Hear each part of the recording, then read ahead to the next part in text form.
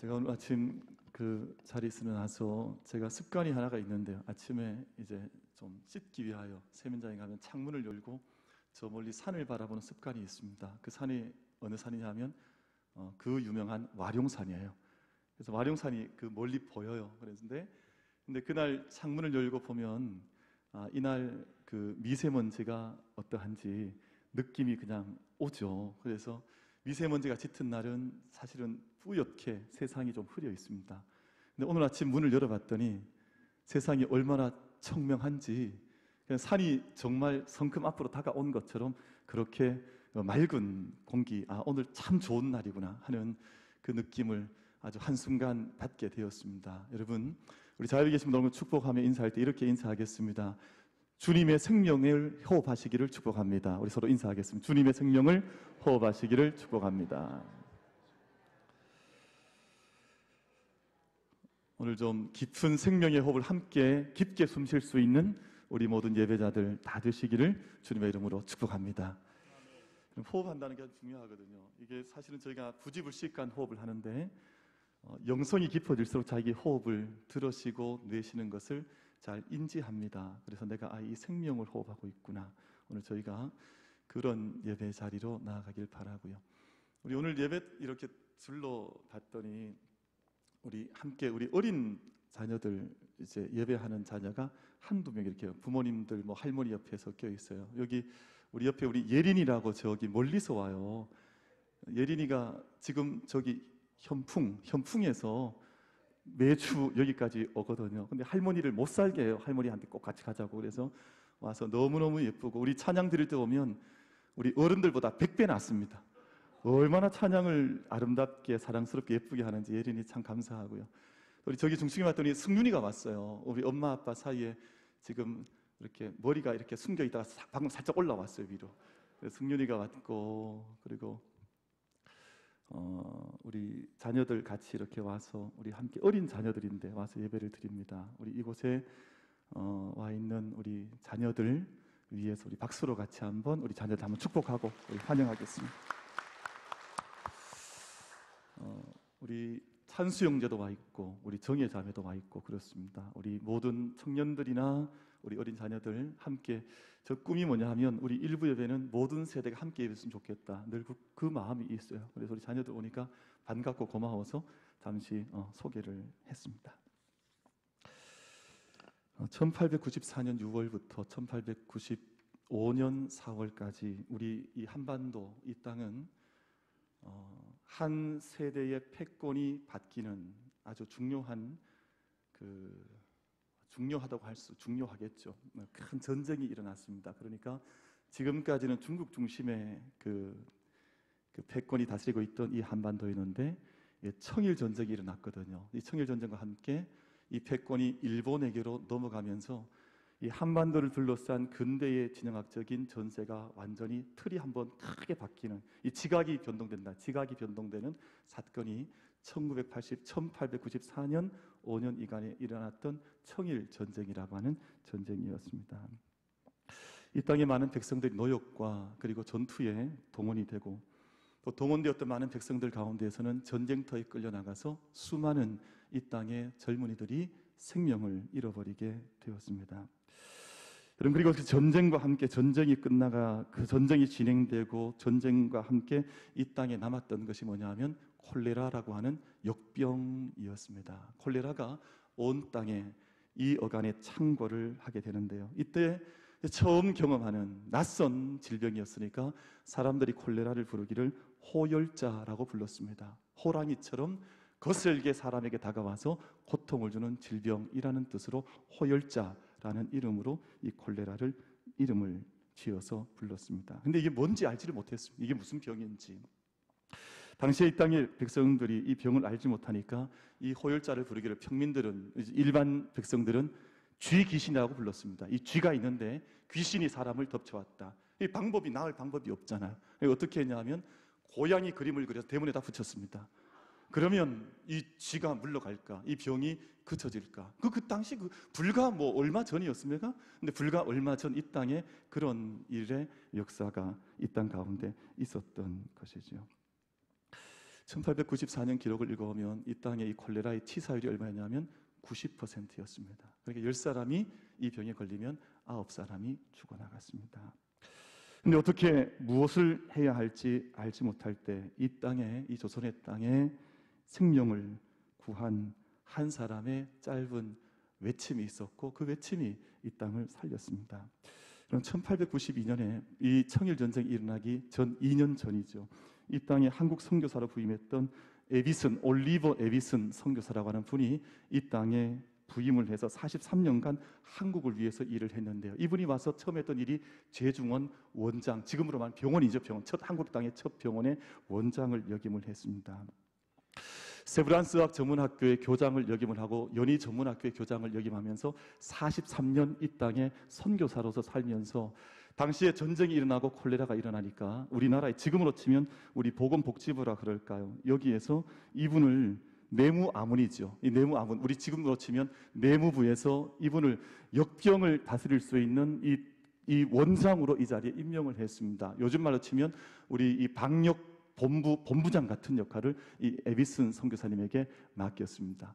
근데 이분이 보니까 이게 역병이거든요. 전염병이거든요. 그러니까 온 내무아문이라고 내무를 통해서 온 땅에 이제 방을 붙이게 했는데 무엇을 강조해서 가르쳤냐 하면 첫 번째는 물을 끓여 마시라는 거예요. 아주 간단한 일이잖아요. 물을 끓여 마시라. 그리고 더 강조했던 것은 모든 이 땅의 백성들은 음식을 먹기 전에 손을 씻어라. 정말 간단한 일이잖아요. 아마 당시에 이 방을 받던 사람들 중에 수많은 사람이 믿지 않았을 겁니다. 손을 씻는데 병이 나는, 손을 씻는데 사람이 죽지 않는다, 이 말을 믿는 사람이 그렇게 많지 않았을 것입니다. 근데 이 일을 계속해서 당시에 조정과 함께 강조해서 1년 동안을 이어나갔고 그 다음 시간이 지나가면서 이 치사율 자체가 약 40% 정도로 떨어지는 귀한 의미 있는 일들이 이 땅 가운데에서 이루어져 나가기를 시작을 했습니다. 이런 역사가 이 땅 가운데 계속 반복되는 인간의 역사 같아요. 우리 정부가 이제 코로나 바이러스를 이제 코로나 19라고 하는 이름으로 이제 바꾸어서 공식적으로 명명을 했습니다만, 여러분 일본을 가까이 보시면 초기 대응에 실패했다, 뭐 소식들 제가 듣고 있습니다만, 그리고 중국은 정부의 기능 자체가 어디 있느냐, 그러니까 이 통치자가 어디 있느냐 하는 아우성들이 대단히 가득 차 있는 상황, 혼돈 속에 들어가고 있는 것을 저희가 보고 있습니다. 그럼 저는 참 감사하게도, 저는 제 마음속에 저는 감사하는데, 감사하게도 우리나라는 이 일에 대해서 민관이 함께 작은 일부터 실천을 해서 뭐 손을 씻어라, 손 닦자, 작은 것들 하나하나 실천해보자, 이 일을 통해서 이 일이 비교적 순적하게 잘 잡혀져 가고 있고 잘 다스려져 가고 있는 것이 얼마나 고마운 일이다 하는 생각을 가져보게 됩니다. 여러분, 미국 질병관리운동본부에서 미국의 가장 권위 있는 이제 공적 기관이죠. 한국을 감염병 안전 등급 1등급 국가로 평가를 했습니다. 그러니까 한국은 이 일을 정말 잘 대처해 나가는구나. 그러니까 온 국민들과 정부가 이 일을 잘 감당해 나간다고 하는 것을 공식적으로 이제 발표를 선포를 했습니다. 여러분, 오죽하면 우리나라의 감염 전문가들을 그 세계보건기구, 이 WHO죠. WHO에서 제네바로 초청을 했습니다. 그래서 지난주였던 것 같은데 초청을 해서 어떻게 지금 완치 환자들이 계속해서 꾸준하게 나타나고 있는지, 이 모든 역학관계를 어떻게 다루었는지를 WHO에 초청을 해서 제네바에서 우리 의료진들이 그거에 가서 발표를 했습니다. 그러니까 세상이, 여러분, 일본도 하지 못했어요. 중국도 사실은 혼란 속에 빠져 있을 때 지금 이 땅의 일꾼들이 이 일들을 진지하게 다루면서 정직하게 다뤄가면서 이 일들을 세상에 전하는 그 일들을 함께 감당해 나가고 있습니다. 우리나라는 지금 이제 오후 2시가 되면, 매일 오후 2시가 되면 중앙방역대책본부 본부장께서 혹은 부본부장께서 노란 옷을 입고 TV 앞에, 카메라 앞에 서셔서 매일 상황을 오픈을 해서 브리핑을 하고 자세하게 설명을 하고 기자들의 질문을 받아서 온 국민들한테 알리는 이 일을 정말 정확하게 하고 있습니다. 여러분, 이 일이 사람들이 볼 때는 뭐 평범한 일이다 생각하지만, 여러분, 중국은 지금 이 일이 전혀 되질 않고 있는 거예요.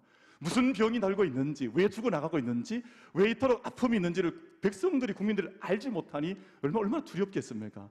근데 여러분, 우리는 일상 속의 일이 그냥 자연스럽게 일어나고 있으니까 자연스러운 일인 것 같지만 이렇게 잘하는 나라가 별로 많지를 않습니다. 눈빛을 보니까 별로 신통치 않다 하시는 것 같은데 정말이에요.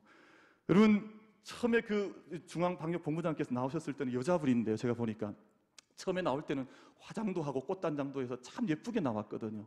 근데 이게 뭐 한 일주일, 2주일 지나니까 화장도 다 지워져 버리고 머리는 산발을 해가지고 그렇게 해서 매일같이 설명을 하는데, 그래도 국민들의 그 마음속에는 저분 때문에 우리 마음속에 위로를 받는다 하는 그런 인식들이 함께 깊어져 가고 있으니까 얼마나 고마운 일이에요. 그러니까 서 있는 한 사람 한 사람, 관과 민이 함께 힘을 합해서 이 모든 일들, 쉬운 과정은 아니지만 함께 마음을 합해서 잘 극복해 나가고 있으니 참 고마운 일이다 하는 생각을 가져보게 됩니다. 여러분, 우리가 함께 오늘 예배자로 함께 주님 앞에, 하나님 앞에 나와서 기도하고 예배하는데요, 우리가 한 사람 한 사람 우리 중국 땅과 열방을 위해서 함께 기도할 수 있는 예배 자리가 되기를 바랍니다. 그리고 이 땅에 있는 이 땅도 우리 이 땅을 위해서 우리나라가 이 일을 더 잘 극복해 나가서 지금 고통받고 있는 사람들 잘 완쾌를, 잘 치료를 하고 또 일이 속히 그쳐질 수 있도록, 오늘 우리 목사님 인도하셔서 함께 합심 기도했고 또 우리 장로님 함께 기도하셨습니다만, 우리 한 사람 한 사람이 예배하는 예배자의 심령이 하나님께 이 모든 일들을 온전히 맡겨드리면서 생명의 호흡이, 생명의 바람이 이 땅 가운데 불 수 있도록 함께 기도하며 더 나아갈 수 있는 우리 모든 예배자들 다 될 수 있게 되기를 주님의 이름으로 축복합니다. 우리 말씀 한번 같이 읽어보려고 합니다. 우리 시편 91편 1절로 3절 말씀까지를, 여러분 오늘 저기 준비되어 있을 터인데 혹여 영상 펼쳐주시면 읽어주시고 혹은 성경을 펼쳐주셔도 좋습니다. 우리 시편 91편 1절에서 3절 말씀까지 우리 말씀을 우리 같이 한번 합독하겠습니다. 우리 같이 봉독하겠습니다. 시작.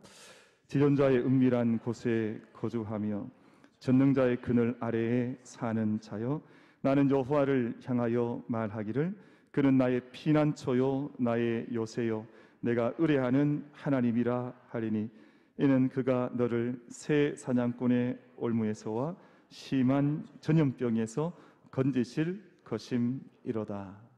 아멘. 왜 영상이 조금 늦게 따라왔습니까? 저만 봉독하니까 제가 심장이 약해가지고 제가 쓰러질 뻔했습니다. 왜 저만 읽는가? 여러분, 이 말씀 보면 하나님께서 새 사냥꾼의 올무에서와 인생의 모든 덫과 올무 같은 상황에서와 심한 모든 전염병에서 전능자의 그늘 아래 거하는 그 사람들을 하나님께서 지키시고 보호하신다. 여러분, 우리가 늘 기도하는 것이지만 이런 일들 앞에 저희가 너무 움츠러들 것 없고, 우리가 구원받은 자로, 생명 얻은 자들로, 또 하나님의 약속 가운데 있는 자들로 이 모든 어둠들을 전능자의 그늘 아래에 거함으로 함께 영적으로, 육적으로, 우리가 온 전인적으로 이 모든 일들을 넉넉히 이겨나갈 수 있는 우리 모든 예배자들 한 분 한 분 다 될 수 있게 되기를 주님의 이름으로 축복합니다. 이번 코로나19라는 존재를 세상에 처음 알린 사람은 34세 만주족 출신의 리원양이라고 하는 중국 젊은 의사였습니다. 이 34살 됐었으니까 젊은 의사이죠. 만주족 출신입니다.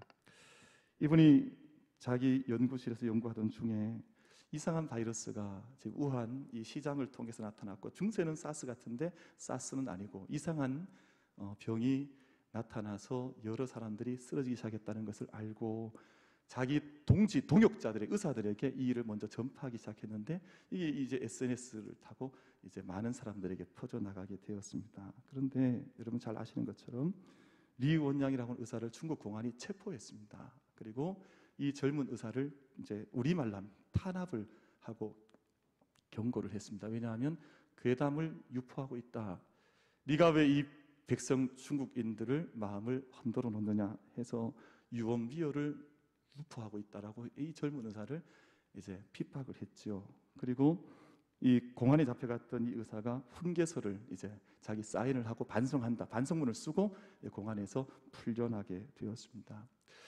근데 그 돌아온 지 얼마 되지 않아서 이 의사도 환자들 돌보다가 바이러스에 감염이 되어서 지난 2월 7일에 생명을 잃어버리고 말았습니다. 이 일이 불과 이제 1, 2주 전에, 얼마 전에 중국 땅에서 이 병과 함께 시작되었던 그 단초에 있었던 처음 모습이었습니다. 이 사람이 죽어가면서 남긴 말이 뭐냐 하면, 이 젊은 의사가 남긴 말이 뭐냐 하면 진실은 더 중요하다, 이 말을 남겼습니다. 자기가 이 싸우고 있는 이 진실을 이 국가가 덮어버리고 세상이 덮어버리려고 하지만 진실을 아는 것이 가장 중요한 일이다, 이 말을 남기고 34세 일기로 젊은 의사가 이 세상을 떠났습니다. 여러분, 그날이죠. 2월 7일 같은 날인데요. 참 독특한 사건이에요. 같은 2월 7일에 리원양이라고 하는 이 의사가 우한에서 목숨을 잃어갈 때 34세 천추수라고 하는 한 기자가, 젊은 기자이죠. 이 기자가 우한으로, 다른 사람들은 우한을 다 도망 나오려고 할 때 이 사람은 우한으로 들어갔습니다. 마침 이제 우한을 봉쇄하기 전날이었기 때문에 우한으로 들어가게 되었는데, 가서 우한 시민들의 실태를 본 겁니다. 이곳이 얼마나 고통 속에 있는지, 얼마나 위태로워졌는지, 이 사람들의 생생한 목소리를 듣고 병원의 현장을 보고 세상 속에, 이 외부 세계에 이것을 알리려고 했는데요. 이 젊은, 역시 이 사람도 34살이에요. 같은 동갑내기인데 이 사람도 중국 공안에게 강제 격리가 되고 지금은 실종 상태입니다. 이 사람이 어디가 있는지 알 수가 없어요. 돼지 가족들에게는 공안에서 격리되었다는 통지는 날아갔다는 것입니다. 근데 그가 마지막에 전했던 영상의 메시지에서 이런 이야기를 해요. 제 앞에는 바이러스가 있고 제 뒤에는 중국 정부가 있습니다.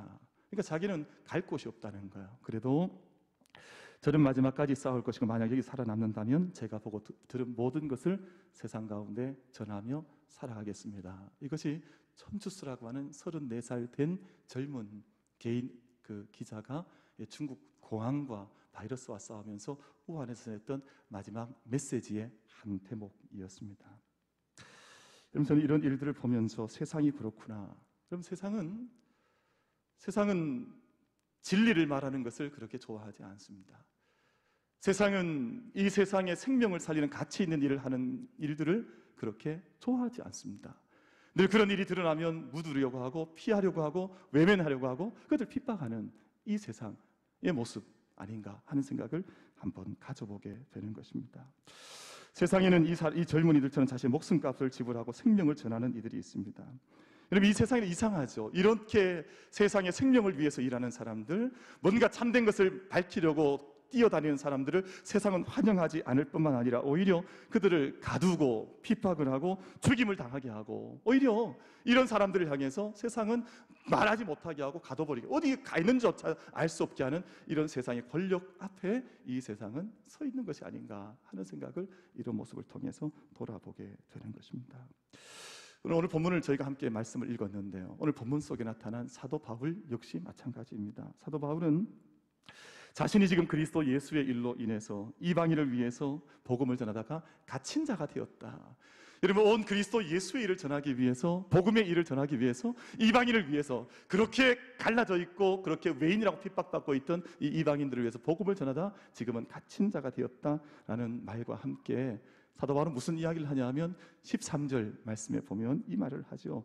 지금 감옥 밖에 있는 여러분, 오히려 이 모든 환난에 대하여 여러분 낙심하지 말 것은 이 모든 일은 여러분의 영광을 위하여 저는 이 일을 하고 있습니다. 여러분, 이 세상에 큰 역사의 변곡점이 지나가는 것처럼 중국이 저렇게 어지럽고 혼란할 때 젊은 34세, 여러분 만으로 보면 33세, 제가 보면서 예수님 나이랑 너무 닮았구나 이 청년들이, 그런 생각을 혼자 했습니다. 저 젊은 청년들이 자기의 생명을 잃어가면서 이렇게 일을 하는 것은, 나는 내 생명을 잃어버려도 만약 여기서 나갈 수만 있다면 나는 이 일을 계속해서 밝히겠습니다라고 말했던 그 젊은이들처럼 오늘 사도 바울도 비슷한 이야기를 하는 거예요. 여러분, 내가 이렇게 핍박당하는 것으로 인해서 여러분 낙심하지 마십시오. 나는 여러분들이, 모든 여러분 한 분 한 분이 여러분들의 영광된 삶을 위해서 나는 이 일을 하는 것이니 오히려 마음속에 담대함과 힘을 잃어버리지 말고 담대하게 이 모든 일 앞에 서가기를 원합니다 라는 것이 오늘 본문 1절 말씀과 마지막 13절 말씀 가운데 기록된 사도 바울의 고백으로, 기록으로 오늘 말씀 속에 기록이 되어져 있습니다. 여러분, 오늘 본문 말씀 가운데 사도 바울은 자신이 그리스도의 비밀을 맡았다라는 고백을 해요. 나는 그리스도의 비밀을 맡은 사람입니다.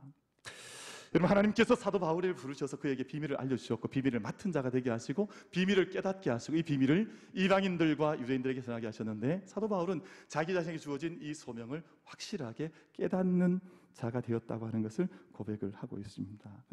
그런데 제가 조금 전 인용을 했습니다만 리원양이라고 하는 의사나 혹은 천추수라고 하는 기자와 다른 것은, 리원양이라고 하는 의사는 이 땅에 이 세상 속에 사람이 감당할 수 없는 바이러스가 나타났다고 하는 어둠의 일을 밝혔잖아요. 이 천수스라고 기자는 지금 우한이라고 하는 땅 속에 수많은 죽음의 일이 벌어지고 있다고 하는 것을 밝히려 하다가 오히려 저들이 죽음을 당하고 오히려 그들이 이 세상에 어딘가 알 수 없는 곳으로 지금 갇혀진 신세가 되지 않았습니까? 그런데 사도 바울은 결은 좀 틀려요. 왜냐하면 사도 바울은 이 세상에 그리스도의 복음이 나타났다, 하나님 생명이 나타났고 그리스도의 비밀을 내가 맡은 자가 되어서 이 땅에 있는 자들에게 하나님의 은혜의 복음 전한 그 비밀을 내가 맡게 되었다. 이 일을 사도 바울은 그 오늘 본문 말씀 가운데에서 함께 전하고 있는 것을 저희가 볼 수가 있습니다. 사도 바울은 나는 그리스도의 비밀을 맡은 자요, 은혜의 경륜을 봐왔고 복음을 들었고 하나님의 은혜의 선물을 내가 맡게 되었다, 그 말씀을 기록을 하고 있죠. 그래서 오늘 말씀 가운데 우리 한번 확인해 보기를 원합니다. 우리 6절 말씀을 보겠는데요, 6절 말씀이 지금 사도 바울이 나는 그리스도의 비밀을 맡았습니다, 나는 은혜의 경륜을 받았습니다, 나는 복음을 받았습니다 하는 말씀의 해설이 오늘 6절 말씀 속에 기록이 되어져 있습니다. 우리 6절 말씀 우리 함께 합독하여서 함께 말씀을 같이 읽겠습니다. 시작. 이는 이방인들이 복음으로 말미암아 그리스도 예수 안에서 함께 상속자가 되고 함께 지체가 되고 함께 약속에 참여하는 자가 됨이라. 아멘.